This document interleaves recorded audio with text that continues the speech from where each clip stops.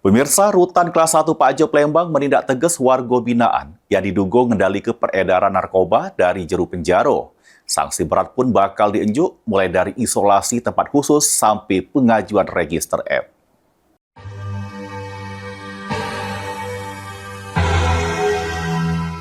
Warga binaan bernama Basri, ini ditempatkan di sel isolasi.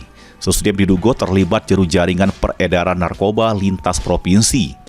Kasus ini terungkap sesudah Bareskrim Polri membongkar jaringan narkoba lintas Medan Palembang dengan barang bukti 14.000 lebih pil inek senilai miliaran rupiah.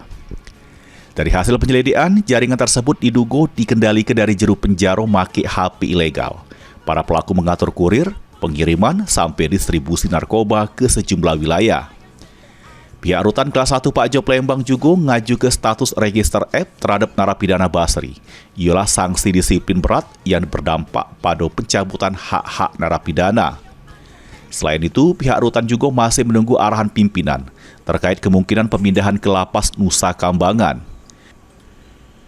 Diketahui, tak cuma narapidana Basri bae yang terlibat jeru kasus ini.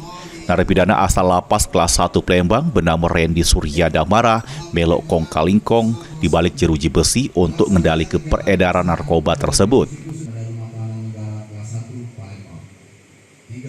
Sekarang warga binaan itu sudah kita sel, kita ajukan letter F, dan yang pasti kami selalu berkoordinasi dengan pihak Bareskrim. Mungkin itu aja yang sementara.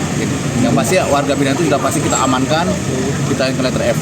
Tidak perlu kita terpisah dia, Pak. Terpisah pasti, sudah kita amankan pasti. Nanti akan dilimpahkan ke Nusa Kambangan atau tetap di sini, Pak? Nah, itu menunggu arahan pimpinan, tapi sudah kita pisahkan dan pastinya kita amankan pasti. Ada berapa orang, Pak, warga binaan?